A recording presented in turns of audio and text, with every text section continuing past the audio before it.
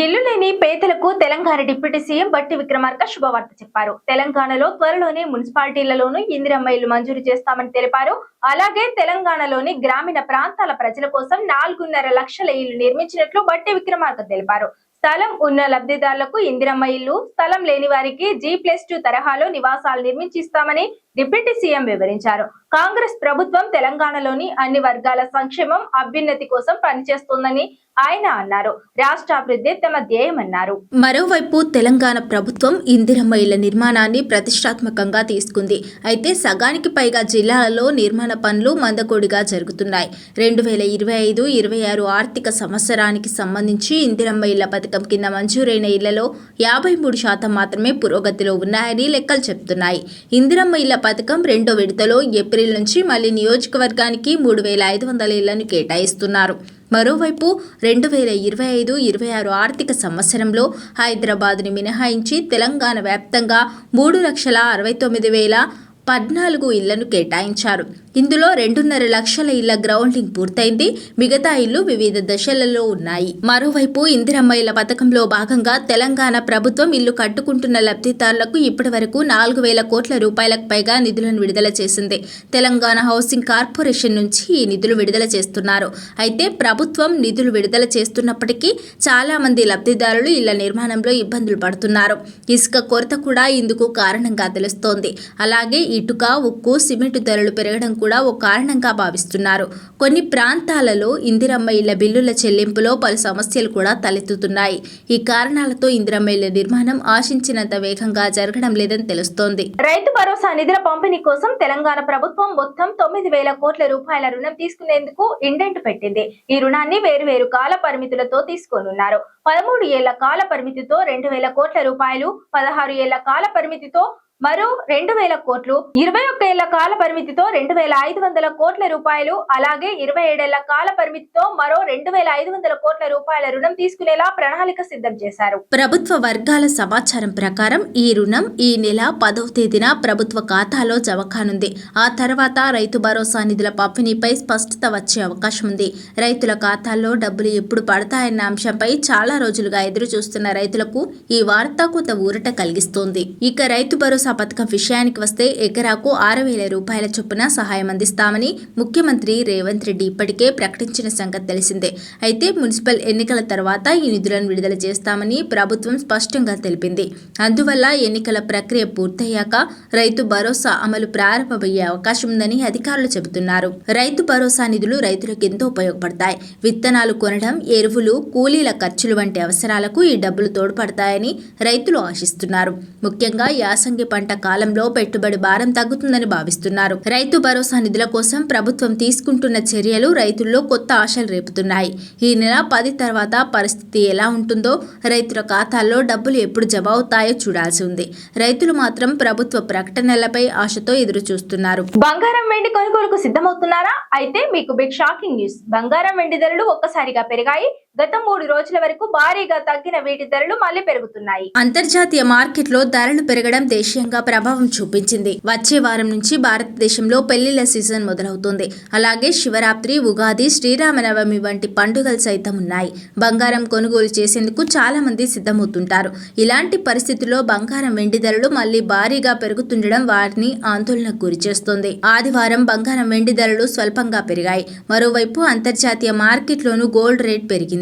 Ounce gold పై $98 పెరగ్గా ప్రస్తుతం అక్కడ ounce gold rate $4,966 వద్ద కొనసాగుతోంది. తెలుగు రాష్ట్రాల్లో ఇవాల్టి ధరలను పరిశీలిస్తే తెలుగు రాష్ట్రాల్లోని ప్రధాన నగరాలైన హైదరాబాద్, విజయవాడ, విశాఖపట్నంతో పాటు తదితర ప్రాంతాల్లో ఇవాళ బంగారం ధర స్వల్పంగా పెరిగింది.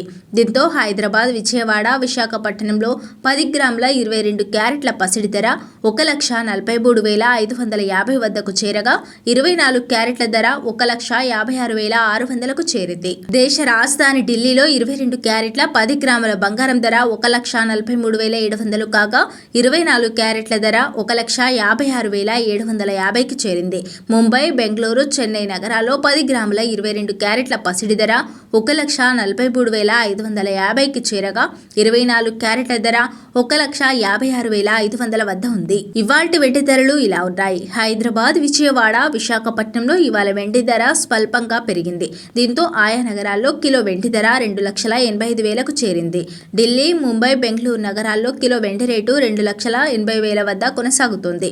8వ వేతన సంఘంపై బిగ్ అప్డేట్ వచ్చింది. లక్షలాది మంది కేంద్ర ప్రభుత్వ ఉద్యోగులకు గుడ్ న్యూస్. 8వ వేతన సంఘం అధికారిక వెబ్సైట్ ను కేంద్ర ప్రభుత్వం ప్రారంభించింది. అయితే ఈ వెబ్సైట్ ద్వారా 8వ వేతన సంఘం ప్రభుత్వ మంత్రిత్వ శాఖలు, ఉద్యోగులు, వాటాదారుల నుంచి సూచనలను కోరింది. ఇందుకోసం వేతన సంఘం మై గౌట్ పోర్టల్ తో భాగస్వామ్యం కుదుర్చుకుంది. మీరు మీ సూచనలను వేతన సంఘానికి సమర్పించవచ్చు. వేతన సంఘం కొత్త వెబ్సైట్ లో ఒక ప్రకటన కూడా విడుదల చేసింది.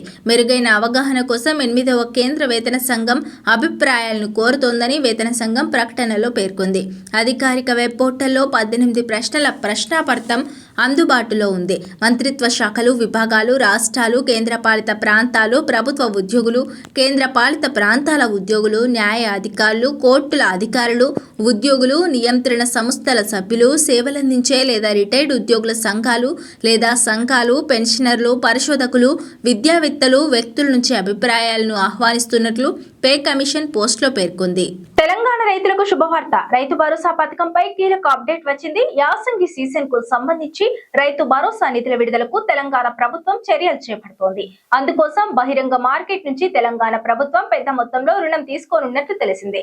బహిరంగ మార్కెట్ లో రుణం కోసం ఇప్పటికే రిజర్వ్ బ్యాంక్ ఆఫ్ ఇండియాకు 9,000 కోట్ల రుణం కోసం తెలంగాణ ప్రభుత్వం ఇండెంట్ పెట్టింది. 13 ఏళ్ల కాల పరిమితితో 2,000 కోట్లు, 16 ఏళ్ల కాల పరిమితితో మరో 2,000 కోట్లు, 21 ఏళ్ల కాల పరిమితితో మరో 2,500 కోట్లు, 27 ఏళ్ల కాల పరిమితితో 2,500 కోట్ల మేర తెలంగాణ ప్రభుత్వం రుణం తీసుకోనుంది. ఫిబ్రవరి 10వ తేదీన ఆర్బీఐ ఈ వేలం నిర్వహించనుంది. ఈ వేలం ద్వారా 9,000 కోట్ల రుణం తెలంగాణ ప్రభుత్వ ఖజానాలో జమ అయ్యే అవకాశాలు ఉన్నాయి. ఆ తర్వాత రైతు భరోసా నిధులు పంపిణీ మొదలు పెట్టే అవకాశాలు ఉన్నాయి. ఆర్బీఐ రుణం విడుదలైన తర్వాత ఆ సొమ్మును ప్రభుత్వం రైతుల బ్యాంకు ఖాతాలకు బదిలీ చేసే అవకాశం ఉంది. అయితే బహిరంగ మార్కెట్ నుంచి ఇంత పెద్ద మొత్తంలో ఎప్పుడూ రుణాలను సేకరించలేదు. యాసంగి సీజన్లో రైతు భరోసా పంపిణీ కోసమే రుణాలు సేకరిస్తున్నట్లు తెలిసిందే. మరోవైపు యాసంగి సీజన్ రైతు భరోసా కోసం ఇప్పటికే రైతుల జాబితా సిద్ధమైంది. మరోవైపు యాసంగి సీజన్ రైతు భరోసా నిధులు ఎప్పుడు విడుదల అవుతాయా అని తెలంగాణ రైతులు ఆసక్తిగా ఎదురు చూస్తున్నారు. ఈ క్రమంలోనే ముఖ్యమంత్రి రేవంత్ రెడ్డి ఇటీవల రైతు భరోసా నిధుల విడుదలపై క్లారిటీ ఇచ్చారు. మిర్యాలగూడలో జరిగిన యంగ్ ఇండియా రెసిడెన్షియల్ స్కూల్ శంకుస్థాపనకు హాజరైన సీఎం రేవంత్ రెడ్డి మున్సిపల్ ఎన్నికలు పూర్తయిన వెంటనే రైతుల బ్యాంకు ఖాతాలో రైతు భరోసా నిధులు జమ చేస్తామని ప్రకటించారు. పార్టీలతో సంబంధం లేకుండా, ఎలాంటి వివక్షకు తావు లేకుండా సంక్షేమ పథకాలు అమలు చేస్తున్నామన్నారు. పంటల రుణాల మాఫీ కింద రైతులకు 21,000 కోట్ల రూపాయలు అందించామన్నారు. పంటలకు గిట్టుబాటు ధరతో పాటుగా సన్నవడ్లకు 500 రూపాయల బోనస్ కూడా ఇచ్చామన్నారు. కాంగ్రెస్, బీజేపీది మినీ జులి బంధం. బీఆర్ఎస్ ను ఖతం చేసేందుకు ఆ రెండు పార్టీలు జట్టు కట్టి పనిచేస్తున్నాయి. వీళ్లకు భయపడే ముచ్చటే లేదు. బీఆర్ఎస్ ముమ్మాటికి సెక్యులర్ పార్టీ. మేము ఎవరికి భయపడబోం. హిందూ ముస్లింలను కేసీఆర్ 2 కళ్ళలా చూసుకున్నారు అని BRS working president Kalvakuntla Taraka Ramarao చెప్పారు. కామారెడ్డి జిల్లా బాన్సువాడ, బిచ్కుంద, ఎల్లారెడ్డితో పాటు రాజన్న సిరిసిల్ల జిల్లా కేంద్రంలో శనివారం జరిగిన ఎన్నికల ప్రచారంలో ఆయన పాల్గొని ప్రసంగించారు. బాన్సువాడలో భారీ ర్యాలీ నిర్వహించిన అనంతరం అంబేద్కర్ చౌరస్తాలో శనివారం జరిగిన కార్నర్ మీటింగ్ లో కేటీఆర్ ప్రసంగించారు. రేవంత్ రెడ్డి ఎంగిలి మెతుకుల కోసమే ఇక్కడి ఎమ్మెల్యే పోచారం శ్రీనివాస్ రెడ్డి పార్టీ మారాడని ఆరోపించారు. పార్టీ ఫిరాయింపుపై స్పీకర్ కు ఫిర్యాదు ఇస్తే తాను ఇంకా బీఆర్ఎస్ లోనే ఉన్నానని సిగ్గు లేకుండా పోచారం చెప్పుకున్నారని తెలిపారు. ఒకవేళ బీఆర్ఎస్ లో ఉంటే ఎన్నికల ప్రచారంలో ఇప్పుడు నా పక్కన ఉండాలి కదా, ఎక్కడికి వెళ్లాడంటూ పోచారంను కేటీఆర్ ప్రశ్నించారు. అసెంబ్లీలో బీఆర్ఎస్ సభ్యుల సీట్లలో కాకుండా వేరే చోట ఎందుకు కూర్చున్నావని అడిగితే బాత్రూమ్ పోయేందుకు సులువుగా ఉంటుందని సీటు మారానంటూ పోచారం సమాధానం ఇచ్చుకున్నాడని ఎద్దేవా చేశారు. బీఆర్ఎస్ కు ఓటేసి ఎమ్మెల్యేగా పోచారంను గెలిపిస్తే ప్రజలను మోసం చేశారని ధ్వజమెత్తారు. దమ్ముంటే పోచారం తన ఎమ్మెల్యే పదవికి రాజీనామా చేసి ప్రజాక్షేత్రంలో తలపడాలని సవాలు విసిరారు. రోషం ఉంటే రాజీనామా చేసి ఎన్నికలు ఎదుర్కోవాలని డిమాండ్ చేశారు. రేవంత్ రెడ్డి ముమ్మాటికి కాంగ్రెస్ మనిషి కాదని కేటీఆర్ చెప్పారు. ఢిల్లీలో మోదీని చౌకీదార్ చౌకీదార్ అంటూ రాహుల్ బాబా చెప్తున్నారని, ఇక్కడ మాత్రం అదే మోదీని బడేబాయ్ అంటూ రేవంత్ బాబా చెప్తున్నాడని అన్నారు. రేవంత్ ముమ్మాటికి ఈ బడేబాయ్కి తమ్ముడేనని తెలిపారు. మోదీ రేవంత్ తోడు దొంగలను విమర్శించారు. రేవంత్ పాలనలో గురుకులాల్లో పిల్లలకు సరిగ్గా అన్నం పెట్టడం లేదని విమర్శించారు. ఇమాంలకు కేసీఆర్ 5,000 ఇచ్చారని, కాంగ్రెస్ వస్తే 12,000 ఇస్తానని చెప్పి 12 పైసలు కూడా ఇవ్వలేదని విమర్శించారు. కళ్యాణ లక్ష్మి, షాదీ ముబారక్కు కేసీఆర్ పాలనలో 1,116 ఇస్తే అదనంగా తులం బంగారం ఇస్తామంటూ రేవంత్ రెడ్డి మాటలు చెప్పాడని, కానీ కాంగ్రెస్ వాళ్ళు మహిళల మెడలో నుంచి బంగారం ఎత్తుకుపోయే దొంగలని, దండుపాలెం, స్టూవర్ట్పురం దొంగల్లా ప్రజలను దోచుకుంటున్నారని ధ్వజమెత్తారు. కళ్ళు ఖరాబ్ అయితే ఇప్పుడు కంటి వెలుగు ప్రోగ్రామ్ కూడా లేదు. ఇదివరకు కేసీఆర్ ఉన్నప్పుడు కంటి వెలుగు ఉండే, ఇప్పుడు అది కూడా తీసి పారేశారు. అయినా బాన్స్వాడలో నేను ఒకటే అడుగుతున్నా మీ అందరికి, ఏమున్నది ఇవాళ కాంగ్రెస్ ప్రభుత్వం వచ్చినాక ఏమన్నా మంచిగా అయిందా మీకు ఆలోచన చేయండి. ఏం జరిగింది మంచిగా? ఎన్ని అబద్ధాలు చెప్పిండ్రు ఆనాడు. మరి ఈరోజు ఇక్కడున్న మన ఎమ్మెల్యే మీరందరూ దయదలిచి 2023లో కేసీఆర్ ముఖ్యమంత్రి కావాలని చెప్పి ఇక్కడ పోచారం శ్రీనివాసరెడ్డికి ఓటేసారు. ఆ రోజు ఇదే పోచారం శ్రీనివాసరెడ్డిని ఓడగొట్టేందుకు మరి రేవంత్ రెడ్డి వచ్చి ప్రచారం చేసిండు. ఆ ఫోన్ ఇవ్వ, ఇది పట్టుకున్నా ఒక్క నిమిషం. ఆ రోజు ఏమేం మాట్లాడిండంటే, ఇగో ఇక్కడనే ఇదే జాగర, ఇగో రేవంత్ రెడ్డి ఏం చెప్పిండో పోచారం శ్రీనివాసరెడ్డి గురించి మీకు నేను వినిపిస్తా. అరే आप लोग खामोश बैठे तो सुनाई. అనుకున్నా ఆయన కొడుకులు తలా ఓ దిక్కు. ఇవాళ వాళ్ళ గురించి చెప్పాలంటే ఒక ఆంబోతులు ఎన్నుకుంటే అచ్చోసిన దున్నపోతులు 3 ఒక ఆంబోతు 2 దున్నపోతులట. ఊర్లలో మైసమ్మకు దున్నపోతులను నిడిచిపెడతారు. అది ఎక్కడ పడితే అక్కడ దొంగ సైన్యాల వాడి పాకువాడలో మైసమ్మకి ఇచ్చిన దున్నపోతులాగా ఊరు మీద వాడి మేస్తున్నారు. కొంచెమైనా సిగ్గు చేయడం ఉందా అని నేను అడుగుతున్నా. ఇవాళ పోచారం శ్రీనివాసరెడ్డి గారు, నేను శాసనసభకు స్పీకర్, 119 మంది ఎమ్మెల్యేలను నియంత్రించాల్సిన బాధ్యత మీ మీద ఉంది. దాన్ని తప్పితే దారిలో పెట్టాల్సిన బాధ్యత మీద ఉంది. 119 సంగతి దేవుడెరుగు. అచ్చోసిన ఆంబోతులాకున్న నీ 2 కొడుకులను నియంత్రించలేవా? ఇక్కడ ఇసుక దోపిడీ మీదే, కంకర దోపిడీ మీదే. ఎవరు ఇల్లు కట్టాలన్నా ఇటుక మీ దగ్గరనే కొనాలి, కంకర మీ దగ్గరనే కొనాలి, సిమెంట్ మీ దగ్గరనే కొనాలి, కమిషన్లు మీకే ఇవ్వాలి. ఇవాళ ఈ ప్రాంతంలో అభివృద్ధి అంటున్నాడు. అభివృద్ధి కాదయ్యా, నీ కోసం కాంట్రాక్టులు తెచ్చుకొని నువ్వు పనులు చేసుకుంటున్నావు. రోడ్లు వేస్తే నువ్వే వేస్తే, సీసీ రోడ్లు వేస్తే నువ్వే వేస్తే, సైడ్ రైన్లు కడితే నీ కాంట్రాక్టే. ఇవాళ ఇన్ని రకాల దుర్మార్గాలకు పాల్పడుతున్న పోచారం శ్రీనివాసరెడ్డిని ఈ బాన్సువాడ ప్రజలు పొందబెట్టాల్సిన సమయం. పోచారం శ్రీనివాసరెడ్డిని పొందబెట్టాలన్నట. నేనంటలేను ఇది, నేను చెప్తలేను, కేటీ రామారావు చెప్తలేడు. మీకు ఎవరు చెప్పిరా అంటే, ఇలా ఎవరి సంకలన అయితే పోచారం పోయి కూర్చున్నాడో గదే రేవంత్ రెడ్డి చెప్తాడు. పోచారం శ్రీనివాసరెడ్డి అనే పెద్ద మనిషి ఆంబోతట, ఆయన కొడుకులు 2 దున్నపోతులట. మైసమ్మ కాడ దున్నపోతులను కట్టేసినట్టు మరి 2 దున్నపోతులను ఊరి మీదకి వదిలినావు. కంకరల కాంట్రాక్టు, ఇసుక దోపిడి నీదే అని ఇదే అంబేద్కర్ చౌరస్తాల రేవంత్ రెడ్డి పోచారం శ్రీనివాసరెడ్డిని మరి ఆ రోజు తిట్టిన బూతులు ఇవి. మరి ఒక్క నిమిషం, పోచారం శ్రీనివాసరెడ్డి అనే గొప్ప పెద్ద మనిషి ఆయనే మాట్లాడిండో ఒక్కసారి మీకు వినిపిస్తా.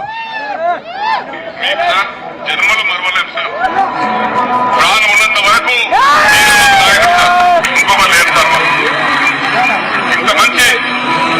ఇంత మంచి నాయకుడు నేను కూడా 47 సంవత్సరాలు చూస్తున్నా సార్. అనేక మంది చూసిన, కానీ రకరకాల మనుషులు ఉంటాం. చెప్పేది ఒకటి, చేసేది ఒకటి. కానీ మనస్ఫూర్తిగా సహృదయంతో చల్లటి చూపుతో పోచారం శ్రీనివాసరెడ్డి వెంకటేశ్వర స్వామి సాక్షిగా చెప్పిండు కేసీఆర్ గారికి. ఏం చెప్పిండు ఎరికేనా? నేను 47 ఏళ్లలో చాలా మంది ముఖ్యమంత్రులను చూసినా, కానీ నీ అంత మంచోని చూడలేదు సారు. సచ్చే వరకు, ప్రాణం ఉన్నంత వరకు నీతోనే ఉంటా అని చెప్పిండు. మరి ఇప్పుడు చచ్చిపోయిండా, బతుకున్నాడా? బతికే ఉన్నాడా? సప్పుడే ఏదైనా బండ కట్టుకొని బాయిల దుంకుమని రాదు. ఎందుకు బతికి? బాన్స్వాడ ప్రజలు ఓటేసింది దేనికి? ఈ ముసలాయన చేస్తున్నది దేనికి? నాకు అర్థం కాక అడుగుతా. ఏమన్నా సిగ్గుందా? గిన్ని బండబూతులు తిట్టినోని పట్టుకొని, గిన్ని బండబూతులు తిట్టిన రేవంత్ రెడ్డి దంకల పోయి ఇలా కూర్చున్నాడు. నేను ఒకటే మాట అడుగుతున్నా, ఎందుకు పోయినావు? ఓటేసిన బాన్స్వాడ ప్రజలకు మోసం చేసి ఎందుకు పోయినావు చెప్తావా పోచారం శ్రీనివాసరెడ్డి గారు? ఎందుకు పోయినావు? దేనికోసం పోయినావు? ఇక్కడికి వచ్చిన మా ఆడబిడ్డలు మీరు చెప్పాలా. మరి మీకు ఎల్లుండి పోలింగ్ ఉన్నది, ఓటేయాల మీరు 11వ తారీఖు నాడు. నేను అడుగుతున్న ఒక్క మాటకి సమాధానం చెప్పాలి మీరు. 4000 పెన్షన్ ఇస్తామన్నారు కాంగ్రెస్ వాళ్ళు, 100 రోజుల్లోనే ఇస్తామన్నారు. వచ్చిందా? వచ్చిందా రాలేదా? చేజు పెట్టురి. వచ్చిందా రాలేదా? లగాయించి చెప్పు, వినబడతలేదు. వచ్చిందా రాలేదా? తులం బంగారం వచ్చిందా? మీ బాన్స్వాడలు అబద్ధాలు చెప్తారు, నాకు తెలుసు. 4000 వచ్చింది, మీరు అన్ని అబద్ధాలు చెప్తారు. వచ్చిందా రాలేదా? నిజంగా ఇప్పుడు 4000 పడలే, మరి గాంధారిలో పడ్డాయి అంటారు. పడలేదా మీకు? తులం బంగారం రాలేదా? నెలకు 2500 పడలేదా? మరి 2500 పడితే ఇప్పటికి 1,00,000 రూపాయలు రావద్దా మీకు? స్కూటీలు వచ్చినాయా? తులం బంగారం వచ్చిందా? విద్యా భరోసా కార్డులు వచ్చినాయా? 6 గ్యారెంటీలు అన్ని అయిపోయినాయా? రైతులకు రైతు భరోసా పడ్డదా? 15,000 రూపాయలు వచ్చినాయా? యూరియా బస్తాలు దొరుకుతున్నాయా? మార్పు బాగుందా? అయినా సిగ్గు లేకుండా చేయి గుర్తు గుద్దుదామా? మనకు సిగ్గు లేదా? ఉందా లేదా? అదన్నా చక్కగా చెప్పురి. ఉన్నదా లేదా? మరి గిన్ని రకాలుగా హింసిస్తుంటే ఇంకా చేయి గుర్తు గుద్దుతాం, మనం గుద్దుతామా? పక్కానా లేదా? ఇవి ఇవాల్టి బులెటిన్. మరో బులెటిన్ తో మళ్ళీ కలుద్దాం. Stay and TS24 news.